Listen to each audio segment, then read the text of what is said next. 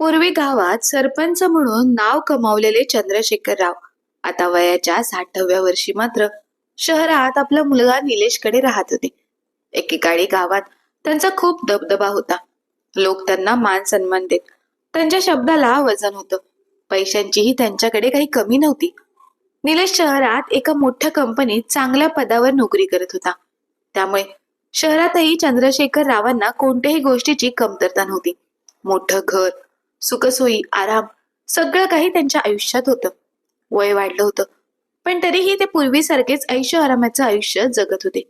एक दिवशी सकाळी चंद्रशेखरराव चहा पीत बसले असताना त्यांची बायको कामिनीताई सुद्धा त्यांच्या बाजूला बसल्या होत्या. पण त्या आज शांत शांत आणि थोड्या टेन्शन मध्ये असल्यासारख्या दिसत होत्या. आपली बायको शांत बसलेली आहे हे लक्षात येताच चंद्रशेखरराव म्हणाले, कामिनी, तुला बरं वाटत नाहीये का, की काही दुखत आहे?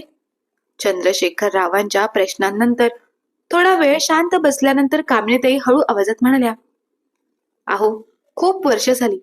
आपण आपली मुलगी शीतल कशी आहे, ती कोणत्या परिस्थितीत राहते हे जाऊन पाहायला हवं. कामिनीताईंचे हे शब्द ऐकताच चंद्रशेखर रावांचा चेहरा अचानक कठोर झाला. त्यांनी कपाळावर आठ्याळण्यात रागाने उत्तर दिले, त्या भिकारड्या आणि कम दरिद्री मुलीला पाहायचं असेल तर तू एकटी जा, पण मी तिच्या घरी पाऊलही ठेवणार नाही. चंद्रशेखर रावांच्या त्या कठोर शब्दांनी कामिनीताईंच्या मनाला खूप वेदना झाल्या. पण त्या काही बोलल्या नाहीत, कारण आईचं मन हे नेहमीच मुलांसाठी तडफडत असतं. मुलांनी काही केलं, आपली मुलं कशीही वागली तरी आपल्या आईला ती हवी असतात. तसंच शीतल कशीही वागली असली तरी ती कामिनीताईंची मुलगीच होती. म्हणूनच काही दिवसांनी कामिनीताईंनी एकटीनेच गावाकडे जाण्याचा निर्णय घेतला आणि त्या आपली मुलगी शीतलला भेटण्यासाठी निघाल्या. आईला अचानक आपल्या दारात उभं पाहून शीतलच्या डोळ्यात आनंदाश्रू आले. तिने आईला घट्ट मिठी मारली. इतक्या दिवसांनी आईला पाहून तिचं मन भरून आलं. परंतु काही दिवस गेले, काही आठवडे गेले, तरीही कामिनीताई शहरात परत आल्या नाहीत. सुरुवातीला चंद्रशेखररावांनी त्याकडे फारसं लक्ष दिलं नाही, पण हळूहळू त्यांच्या मनात अस्वस्थता वाढू लागली. शेवटी एक दिवस त्यांनी स्वतःच गावाकडे जाऊन कामिनीताईंना आणायचं ठरवलं. तेव्हा चंद्रशेखरराव शीतल राहत असलेल्या गावात पोहोचले आणि शीतलच्या घरासमोर जाऊन उभे राहिले. तेव्हा समोरचं दृश्य पाहून त्यांच्या पायाखालची जमीनच सरकली, कारण चंद्रशेखररावांनी पाहिलं की, अहो, ती बघा, जी मुलं समोर फुटपाथवर बसून काकडी आणि पेरू विकत आहेत ना, ती आपली मुलगी शीतलची मुलं आहेत. कामिनीताईंनी आपल्या नातवांना असं काम करताना पाहिलं तेव्हा त्यांना धक्काच बसला. त्यांची नजर सतत त्या मुलांवर जाऊन स्थिर होत होती. त्यांच्या समोर एक टोपली होती आणि फुटपाथवर ये जा करणाऱ्या माणसांना पाहून ती मुलं ओरडत होती, ताज्या ताज्या काकडी आणि पेरू घ्या. काही माणसे त्यांच्या जवळ थांबून काकडी आणि पेरू खरेदी करत होते, पण काही फक्त त्यांच्याकडे पाहून पुढे जात होते. या वयात त्या मुलांचे खेळण्याचे वय आणि शाळेत जाण्याचे वय होते. त्यांच्या खांद्यावर स्कूलची बॅग असायला हवी होती. पण या वयात दोन्ही मुलं, मुलगा आणि मुलगी, रस्त्याच्या बाजूला फुटपाथवर काकडी आणि पेरू विकण्याचे काम करत असताना प्रत्येकांसमोर हात जोडून विनंती करत होते की त्यांच्याकडून काकडी आणि पेरू विकत घ्यावे. हे दृश्य पाहून कामिनीताईंच्या डोळ्यात पाणी आलं. चंद्रशेखररावांनी सुद्धा त्या मुलांकडे पाहिलं, परंतु त्यांच्या हृदयाला थोडा सुद्धा पाजर फुटला नाही. उलट ते कामिनीताईंवरच ओरडले, मी म्हणालो ना, ती भिकारडी आहे, तिचे मुलं देखील तशीच असणार. स्वतःला मुलांचे पोट भरण्याची लायकी नाही, म्हणून मुलांना अशी पैसे कमवायच्या कामाला लावली आहे. परंतु मला याच्याशी काही घेण्यात येणार नाही. चल, आपण इथून निघूया. असं म्हणत चंद्रशेखरराव तिथून पुढे निघून गेले. कामिनीताई सुद्धा त्यांच्या मागोमाग पुढे जाऊ लागल्या. परंतु त्यांची पावले खूप जड झाली होती. त्यांचं हृदय त्या मुलांमध्ये अडकले होते. त्या पुढे पाऊल टाकत असल्या तरी त्यांची नजर मात्र सारखी मागे वळून त्या मुलांना पाहत होती. कामिनीताईंना कितीही वाटत असले की आपण त्या मुलांजवळ जाऊन त्यांची चौकशी करावी, पण चंद्रशेखरराव सोबत असल्या कारणाने त्या काही करू शकत नव्हत्या. कामिनीताईंना दोनच मुले होती. एक मोठा मुलगा जो आता शहरात राहून तिथेच नोकरी करत होता, तर दुसरी मुलगी जिने 18 वर्षाची झाल्याबरोबर शेजारच्या गावातील एका मुलाबरोबर पळून जाऊन लग्न केलं होतं. मोठा मुलगा चांगला शिकला, त्यामुळे चांगली नोकरी करत होता आणि शहरात राहत होता. त्याच मुलाच्या घरी आता शहरात चंद्रशेखरराव आणि कामिनीताई राहत होत्या. त्यांची मुलगी शीतल कामात अगदी तरबेज होती, पण प्राथमिक शिक्षण पूर्ण झाल्याबरोबर पुढे शिकत असताना एका मुलावर तिचं प्रेम जडलं. त्याचं नाव सागर होतं. त्यामुळे तिच्या अभ्यासात लक्ष नव्हते. त्या मुलाचे बाबा बँकेत नोकरी करत असल्यामुळे त्या मुलाला चांगला पॉकेट मनी मिळत होता. त्याच पैशातून सागर शीतलला भेटवस्तू द्यायचा, तिला वेगवेगळ्या ठिकाणी फिरायला घेऊन जायचा. त्यामुळे त्या मुलाच्या प्रेमात शीतल अगदी वेडी झाली होती. तिला वाटत होते की सागर आता आपलं सर्वस्व आहे. शेवटी 18 वर्षाची झाल्यावर तिने सागर बरोबर घरात न सांगता पळून जाऊन लग्नगाठ बांधली. शीतलने पळून जाऊन लग्न केल्यामुळे चंद्रशेखर रावांच्या सन्मानाला ठेच पोचले आणि त्यांनी आपल्या मुलीसोबतचे नाते तोडून टाकले. चंद्रशेखर राव रागाच्या भरात म्हणाले, आजपासून तू आमच्यासाठी मेलीस. तिकडे शीतल लग्नानंतर अगदी आनंदात होती, कारण सागरचे बाबा सर्व घर खर्च चालवत होते. तर इकडे मुलीने पळून जाऊन लग्न केल्यामुळे गावात प्रत्येक जण कुजबुज करू लागला होता. सरपंचाच्या मुलीनेच असं केलं आहे, तर गावातील इतर तरुण मुली काय आदर्श घेणार? ही कुणकुण चंद्रशेखर रावांच्या कानावर आली. तरीही काही वर्ष चंद्रशेखर राव आणि कामिनीताई गावातच राहत होते. पण एकदा गावातील मुलाने दुसऱ्या गावातील मुलीला पळून आपल्या घरी आणून तिच्यासोबत मंदिरात लग्न केले. त्यानंतर त्या मुलीचे आई वडील आणि त्या गावातील प्रतिष्ठित लोक चंद्रशेखर राव सरपंच असलेल्या गावात आले आणि खूप मोठा गोंधळ घातला. म्हणून त्या गावचे 7 लोक आणि या गावचे 7 लोक न्यायनिवाडा करण्यासाठी बसले. तेव्हा सुद्धा चंद्रशेखर रावांची मुलगी शीतलचा विषय समोर आला. त्यामुळे चंद्रशेखर रावांची मान शर्मेने खाली झुकली. म्हणून चंद्रशेखर रावांनी गावच्या सरपंच पदाची जबाबदारी सोडून मुलाकडे शहरात राहायला जाण्याचा निर्णय घेतला होता. पैसा खूप असल्यामुळे चंद्रशेखर राव शहरात राहिले काय आणि गावात राहिले काय त्यांना फरक पडत नव्हता. त्यामुळे ते मुलाच्या घरी राहत असले तरी ते कोणावर ओझं बनून राहणारे नव्हते. चंद्रशेखर रावांसोबत कामिनीताई देखील आपल्या मुलाच्या घरी आपले उर्वरित आयुष्य जगत होत्या. पण आज अचानक काय झालं कुणास ठाऊक, कामिनीताईंना आपल्या मुलीची आठवण आली. त्या विचार करू लागल्या, माझ्या मुलीची परिस्थिती कशी असेल आणि असं काय घडलं म्हणून तिने स्वतःच्या मुलांना फुटपाथवर काकडी आणि पेरू विकून पैसे कमवायला लावले असेल. या विचारासोबतच कामिनीताईंच्या डोक्यात जुन्या आठवणी ताज्या झाल्या. जेव्हा शीतलचा जन्म झाला तेव्हाच ती चंद्रशेखर रावांची नावडती झाली होती, कारण चंद्रशेखर रावांना मुलगी नको होती. म्हणून सुरुवातीपासूनच ते तिच्याकडे जास्त लक्ष देत नव्हते. तिने कोणते शिक्षण घ्यावे, कोणत्या शाळेत जावे या गोष्टींकडे सुद्धा चंद्रशेखर राव लक्ष देत नव्हते.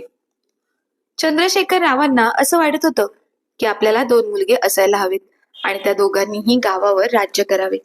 एका भावाला दुसऱ्या भावाचे पाठबळ असेल तर दोघेही गावावर आणि पुढे जाऊन पंचक्रोशीत आपला दबदबा कायम ठेवतील. चंद्रशेखर राव आणि कामिनीताईंच्या संसारात जेव्हा दुसऱ्या बाळाचा जन्म झाला तेव्हा घरात आनंदाची लाट यायला हवी होती. पण जेव्हा दाईने सांगितले मुलगी झाली आहे तेव्हा चंद्रशेखर रावांच्या चेहऱ्यावर आनंदाऐवजी नाराजी स्पष्टपणे दिसू लागली. त्यांना दुसरा देखील मुलगा व्हावा अशी अपेक्षा होती, पण मुलगी झाल्याचे समजले तिथूनच त्यांच्या मनात त्या नवजात मुलीविषयी राग भरला. त्या मुलीचे नाव शीतल ठेवले गेले. पण नाव जरी शांत आणि प्रेमळ असले तरी तिच्या वाट्याला वडिलांचे प्रेम फारसे आले नाही. उलट चंद्रशेखर राव नेहमीच तिच्याकडे दुर्लक्ष करत. शीतलची एखादी छोटीशी चूक झाली तरी तिच्यावर ओरडणे किंवा तिला मार देणे हे घरात रोजचेच झाले होते. चंद्रशेखर रावांच्या मनात तर शीतलला शिकवण्याची इच्छा नव्हती. त्यांना वाटायचं मुलगी आहे, उद्या मोठी झाल्यावर परक्याच्या धन होणार आहे, मग तिच्यावर इतका खर्च कशाला करायचा. पण गावात त्यांची असलेली प्रतिष्ठा, त्यामुळे लोक काय म्हणतील ही भीती त्यांना नेहमी वाटायची आणि समाजात बदनामी होऊ नये म्हणून त्यांनी शीतलला शाळेत पाठवायला सुरुवात केली. शीतल शाळेत जात असली तरी तिचं आयुष्य काही सोपे नव्हते. लहानपणापासूनच घरातील लहान मोठे सर्व कामे तिच्याच माथी पडायची. सकाळी लवकर उठून घर झाडणे, भांडी धुणे, आईला स्वयंपाकघरात मदत करणे, पाणी आणणे अशी कितीतरी कामे ती रोज करत असे.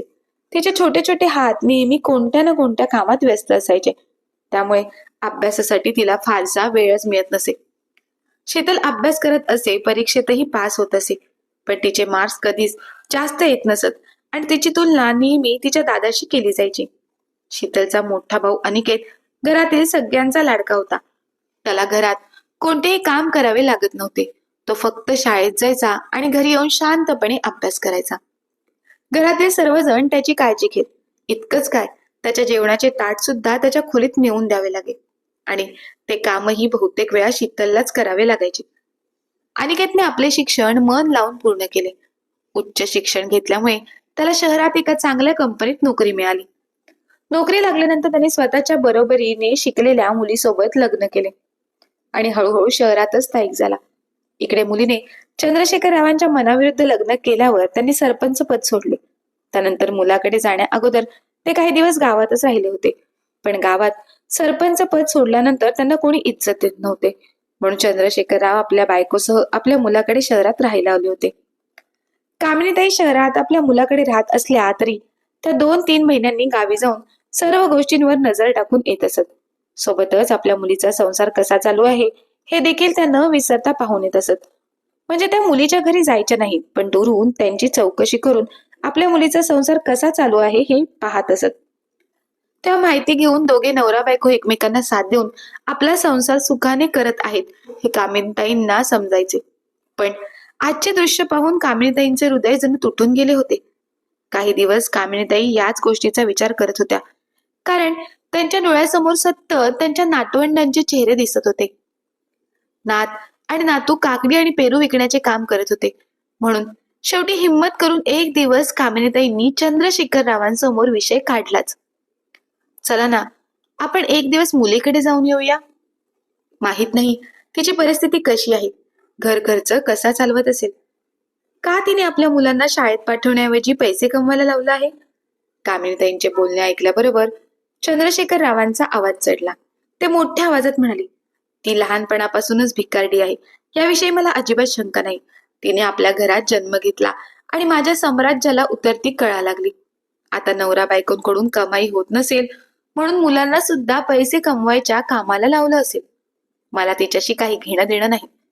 जर तुला तुझ्या लेकीकडे जायचं असेल तर तू जा, पण मी तिकडे येणार नाही. मी माझ्या मुलाच्या घरीच आनंदात आहे. इथे आराम सुद्धा आहे आणि चांगलं खायला प्यायला सुद्धा मिळते. चंद्रशेखरराव पुढे हसतच म्हणाले, तिचेच पोट भरण्यासाठी तिला आपल्या मुलांना पैसे कमवण्यासाठी पाठवावे लागते. अशा परिस्थितीमध्ये आपण जर तिकडे गेलो तर ती आपलं पोट कसं भरणार आहे. अगं कामिनी, आपण जर तिकडे गेलो तर आपल्यालाच कष्ट करून आपलं पोट भरावं लागेल. एवढंच नाही तर तुझ्या मुलाला समजलं ना की आपण तुझ्या त्या लेकीकडे जात आहोत जिने आपलं नाक कापलं आहे, तर तुझा मुलगा सुद्धा पुन्हा आपल्याला त्याच्या घराच्या दारात उभं करणार नाही. चंद्रशेखर रावांचे असे बोलणे ऐकल्यानंतर कामिनीताई विचार करतात, आता ह्यांच्या बरोबर वाद घालण्यात काहीच अर्थ नाही. कामिनीताई फक्त एवढाच विचार करतात की आपल्या मुलीवर अशी कोणती वेळ आली आहे, त्यामुळे तिला आपल्या मुलांना पैसे कमवण्यासाठी पाठवण्याची वेळ आली आहे. चंद्रशेखर रावांचे बोलणे ऐकून कामिनीताई काही वेळ शांत बसतात. पण त्यांच्या मनावर एक ओझं होतं. त्यांना माहित होतं की चंद्रशेखर रावांचा स्वभाव हट्टी आणि जिद्दी आहे. एकदा ते एक गोष्ट म्हणाले की त्या गोष्टीपासून ते कधीच मागे हटत नाहीत. पण एका आईचे आपल्या मुलीसाठी होणारे बेचैन मन त्याला कोण कसं रोखणार होतं. त्या रात्री कामिनीताईंच्या डोळ्याला डोळा लागत नव्हता. सतत त्यांच्या डोळ्यासमोर आपल्या नातवंडांचा चेहरा येत होता, जे ओरडून लोकांना आपल्याकडील काकडी आणि पेरूची खरेदी करण्यास सांगत होते. हे दृश्य कामिनीताईंना खूपच अस्वस्थ करत होते. त्या विचार करत होत्या, चंद्रशेखर रावांना आपल्या मुलीची नाही, परंतु आपल्या मुलीची जी 2 लहान मुले आहेत त्यांचीही दया येत का येत नाही. जर त्यांना मुलांचीही दया येत नसेल तर मी एकटी माझ्या मुलीकडे जाईन. त्या रात्री कामिनीताई पुन्हा एकदा शेखररावांना म्हणाल्या, अहो, आपल्या मुलीची चूक आहे हे मला मान्य आहे, पण यामध्ये तिच्या मुलांचा काय दोष आहे. ती तर बिचारी निष्पाप आहेत. त्यामुळे आपण आपल्या मुलीकडे पाहून नाही तर त्या मुलांकडे पाहून तरी त्यांची चौकशी करून त्यांना मदत करायला हवी, असं माझं ठाम मत आहे. पण जर काय हे तुम्हाला पटत नसेल तरी सुद्धा मी तिकडे जाऊन माझ्या मुलीच्या मुलांची चौकशी करेन आणि खरंच ते अडचणीत असतील तर माझ्या परीने त्यांना मदत करण्याचा प्रयत्न करेन. कामिनीताई एवढं बोलून सुद्धा त्यावर चंद्रशेखर रावांनी एक चकार शब्द काढला नाही. शेवटी नाईलाजाने दुसऱ्या दिवशी सकाळी कामिनीताई घरामधून बाहेर पडण्यापूर्वी आपला मुलगा अनिकेतला देखील सर्व घटनाक्रम सांगितला. त्यावर अनिकेत म्हणाला, आई, माझ्याकडे या सर्व गोष्टी करण्यासाठी वेळ नाही. पण तुला जायचं असेल तर तू जाऊ शकतेस. फक्त या गोष्टीमध्ये मला ओढण्याचा प्रयत्न करू नकोस. यामध्ये मी कोणतीही मदत करणार नाही. शेवटी आपल्या मुलाला आणि चंद्रशेखर रावांना सांगून कामिनीताई आपल्या गावी जाण्यासाठी निघाल्या. काही तासांचा प्रवास केल्यानंतर कामिनीताई जेव्हा आपल्या गावी पोहोचल्या तेव्हा संध्याकाळचे 4 वाजले होते. त्या लगेचच आपल्या मुलीच्या घरी गेल्या नाहीत. त्या आपल्या गावच्या घरी येऊन त्या घराची साफसफाई करून तिथे राहिल्या. दुपारचं जेवण आणि रात्रीच्या जेवणाचा डब्बा कामिनीताई बरोबर घेऊन आल्या होत्या. त्यामुळे त्यांना त्या रात्री जेवणाची चिंता नव्हती. घराची साफसफाई झाल्यावर कामिनीताईंच्या मनाला थोडी का होईना शांती मिळाली. ती रात्र त्या आपल्याच घरी राहिल्या. दुसऱ्या दिवशी सकाळी सुद्धा त्या लगेच मुलीच्या घरी गेल्या नाहीत. त्यांनी मुलीच्या घराच्या परिस्थितीची चौकशी करून मगच त्या चालत आपल्या मुलीच्या घरापाशी पोहोचल्या. तेव्हा त्यांची मुलगी शीतल कपडे धुण्यासाठी गावाशेजारीच असणाऱ्या नदीवर गेली होती. पण तिचा नवरा सागर मात्र घरीच होता. दार ठोठावल्यावर सागर बाहेर आला. त्याने समोर कामिनीताईंना पाहिलं तेव्हा त्याला आश्चर्याचा धक्काच बसला. काही क्षण अवाक होऊन तो कामिनीताईंकडेच पाहत राहिला. मग म्हणाला, आई, आतमध्ये या. घरात पाऊल ठेवण्या अगोदरच कामिनीताईंनी प्रश्न केला, शीतल दिसत नाही, ती कुठे आहे? ती नदीवर कपडे धुण्यासाठी गेली आहे. तुम्ही आत या, ती येईलच इतक्यात. कामिनीताई घरात जाऊन बसल्या तेवढ्यातच डोक्यावर धुतलेल्या कपड्यांचा टब घेऊन शीतल आली. तिने बाहेरूनच आपल्या आईला पाहिल्याबरोबर कपडे सुकत घालण्या अगोदर ती घरात गेली. मग आपल्या आईला घट्ट मिठी मारत म्हणाली, आई, तू अचानक कशी आलीस? तुला माझ्या घरात पाहून मला काय वाटत आहे काय सांगू, माझ्याकडे शब्दच नाहीत. माझे लग्न झाल्यापासून माझी एकच इच्छा होती की माझ्या आईबाबांनी एकदा तरी माझ्या घरी यावे. अजून बाबा नाही, पण तू आलीस. मला खूप बरं वाटत आहे. शीतल आपला आनंद व्यक्त करत होती. तेवढ्यातच कामिनीताईंनी तिला प्रश्न केला, माझी नात आणि नातू कुठे आहे? आई, नीरज सकाळी 7 वाजता शाळेत गेला आहे. तो 1 वाजता येईल आणि गुड्डी 9 वाजता गेली आहे, पण ती सुद्धा 2 वाजता येईल. त्यावेळी कामिनीताईंनी पुढे मुलांविषयी काही न बोलता मुलांचा विषय तिथेच बंद केला. दुपारी 1 वाजता धीरज आपल्या शाळेतून घरी आला, तर 2 वाजता गुड्डी देखील घरी आली. दोन्ही मुलांना आपली आजी आली आहे हे समजल्यावर खूपच आनंद झाला. कारण शीतलच्या दोन्ही मुलांनी आपल्या आजीला आजपर्यंत फक्त फोटोमध्येच पाहिली होती. त्यांची कधीही आपल्या आजी बरोबर भेट झाली नव्हती. ताईंनी दोन्ही मुलांना आपल्या जवळ घेऊन त्यांना कुरवाळले. मग सर्वजण एकत्र जेवायला बसले. जेवण झाल्यानंतर दोन्ही मुले अभ्यासाला बसली. साधारण 1 ते 1.5 तास अभ्यास केल्यानंतर संध्याकाळचे 4 वाजले. तेव्हा धीरज आणि गुड्डी दोघेही आपले रोजचे काम करण्यासाठी तयारी करू लागले. मुले तयारी करत आहेत हे लक्षात आल्याबरोबर शीतलने आपल्या दोन्ही मुलांना बजावून सांगितलं की आज आजी आली आहे, त्यामुळे तुम्हाला कुठेही जाण्याची गरज नाही. तुम्हाला आज सुट्टी. हे ऐकताच मुलं खूप खुश झाली. कारण त्यांना आज आजी बरोबर खेळता येणार होतं. मुलांचे आणि शीतलचे हे बोलणे कामिनीताई ऐकत होत्या, परंतु त्यांना नक्की हे कशाविषयी बोलत आहेत हे समजत नव्हतं. म्हणून त्या शीतलला म्हणाल्या, बाळा, मुले तर शाळेतून आले, मग त्यांना कोणत्या कामासाठी सुट्टी देत आहेस? अगं आई, ते काही नाही, त्यांना अशीच सुट्टी देत आहे. त्यावर कामिनीताई म्हणाल्या, तू मुलांबरोबर नक्की कोणत्या गोष्टीविषयी बोलत होतीस? आणि सुट्टी म्हटल्यावर मुलं एवढी खुश झाली, याचा अर्थ नक्कीच अशी कोणती तरी गोष्ट आहे जी मुलांना करायची नव्हती, पण तुमच्या दबावामुळे ती गोष्ट ते करत होते. अशी कोणती गोष्ट आहे शीतल, मला नक्की सांगशील का? आता मात्र शीतल आपल्या आईला सर्व गोष्टी अगदी सहज आणि सोप्या भाषेत सांगते. आई, मुलांवर चांगले संस्कार व्हावेत, सोबतच त्यांना पैशाची किंमत कळावी, म्हणून मुलांकडून आम्ही एक छोटीशी गोष्ट करून घेतो. त्यांना रोज 1 तासभर काकडी आणि पेरू विकण्यासाठी बाजारात पाठवतो. त्या 1 तासामध्ये मुले जे काही कमवतात ते सर्व पैसे आम्ही मुलांच्या शिक्षणासाठी वापरतो. पण असे केल्याने काय होते, तर मुलांना पैशांचे खरे मोल समजते. एकदा का माणूस पैसे कमवायला लागला की पैसे कमवण्यासाठी किती मेहनत घ्यावी लागते आणि त्यानंतर सुद्धा आपल्याला किती कमी पैसे मिळतात याचे ज्ञान आपण मुलांना कितीही वेळा सांगितले तरी येणार नाही. पण मुले जेव्हा स्वतः मेहनत करतील आणि पैसे कमावतील, भले ती थोडी का होईना मेहनत असेल, पण त्या मेहनतीचे आणि पैशाचे मोल त्यांना समजेल. म्हणून आम्ही मुलांना 1 तासासाठी सर्व करण्यास भाग पाडतो. भले त्यांची कमाई हो अथवा न हो, पण पैसा समाजातील माणसे आणि व्यवहार याचे नकळत शिक्षण मुलांना मिळते. मुले अभ्यासात हुशार असतात, यात दुमत नाही, पण त्यासोबतच पैसा आणि समाजातील परिस्थिती आणि व्यवहार याचे ज्ञान मुलांना आले की अशी मुले भविष्यात कोणतीही परिस्थिती आली तरी त्या परिस्थितीवर मात करून आपले आयुष्य अगदी सुखा समाधानाने जगतात.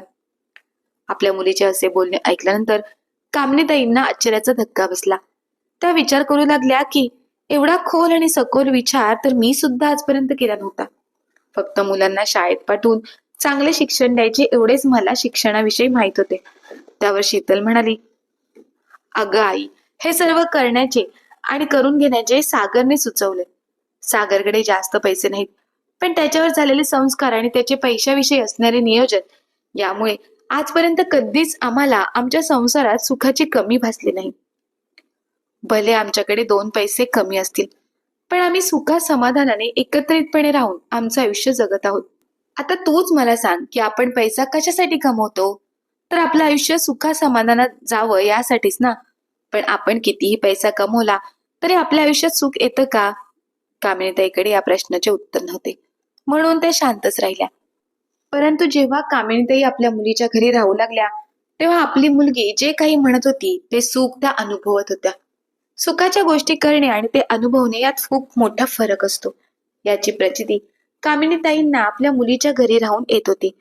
आता मात्र कामिनीताईंना ते घर सोडून जाण्याची इच्छा होत नव्हती. असेच काही दिवस निघून गेले. इकडे चंद्रशेखरराव विचार करत होते. किती दिवस झाले कामिनी गावी जाऊन आपल्या मुलीची चौकशी करून येते असं म्हणाली होती, पण ती अजून का आली नाही? माझ्या मुलीने तर पळून जाऊन लग्न केलं होतं.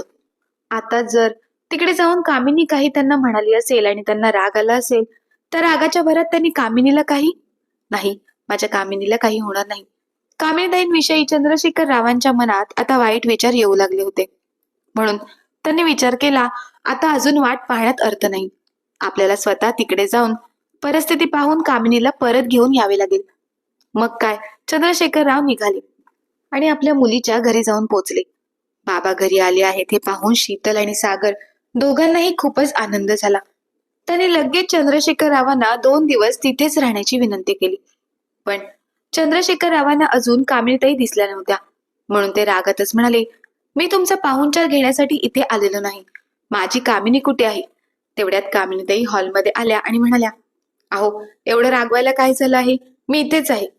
कामिनीताईंना आपल्या समोर स्वतःच्या डोळ्यांनी पाहिल्यानंतर चंद्रशेखर रावांच्या मनातील शंका दूर झाली.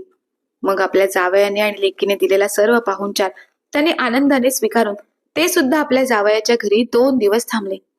तेव्हा त्या 2 दिवसांमध्ये चंद्रशेखर रावांना आलेला अनुभव खरंच अलौकिक होता. ते म्हणाले, हे घर छोटं असलं तरी या घरामध्ये जे सुख आहे ते सुख महालामध्ये नाही. इथे एकमेकांचे दुसऱ्या बरोबरचे वागणे म्हणजे तो दुसरा नाही तो आपला आहे असं आहे. तसेच घरातील मोठ्या व्यक्ती मुलांवर अतिशय योग्य प्रकारे संस्कार करतात आणि त्यांच्याकडून तशी कृती सुद्धा करून घेतात. अशा कुटुंबामध्ये सुख नसेल तर अजून काय असणार? अशा प्रकारे आपल्या मुलीला एवढ्या सुखात आणि आनंदात चंद्रशेखर रावांनी आणि कामिनीताईंनी पाहिली आणि ते सुख त्या दोघांनीही अनुभवले. त्यावेळी चंद्रशेखर रावांनी आपल्या मुलीचा मनापासून स्वीकार केला आणि 2 कुटुंब एकत्र झाली. आता शीतलला आपला भाऊ मिळाला होता आणि अनिकेतला त्याची बहीण, आणि सर्वात महत्वाचे म्हणजे चंद्रशेखर रावांना आणि कामिनीताईंना त्यांची मुलगी खऱ्या अर्थाने परत मिळाली होती. एवढंच नाही तर मुलगी असणं किती गरजेचं असतं हे देखील त्या दोघांना समजले होते. म्हणूनच ते देवाचे आभार मानतात आणि म्हणतात, देवा, प्रत्येकाला मुलीचा बाप आणि मुलीची आई बनण्याचे भाग्य मिळावे. कारण कितीही कठीण प्रसंग आला किंवा एखाद्या चुकीच्या गोष्टीमुळे आई बापाने मुलीला दूर केली असेल तरी सुद्धा मुलीच्या मनातील आपल्या आईबाबांविषयीचं प्रेम कधीही कमी होत नाही. उलट ती आपल्या आईबाबांसाठी ती तुटत असते. कठोर मनाचे चंद्रशेखर राव आणि तेवढ्याच मृदू मनाची त्यांची मुलगी शीतल हिने आपल्या आईबाबांचे तुटलेले हृदय कसे जिंकले याचे मूर्तिमंत उदाहरण आपण या कथेत पाहिले. तर मित्र आणि मैत्रिणींनो, तुम्हाला जर का ही कथा आवडली असेल तर कथेला लाईक आणि शेअर आणि चॅनलला सबस्क्राईब करायला मात्र विसरू नका. धन्यवाद.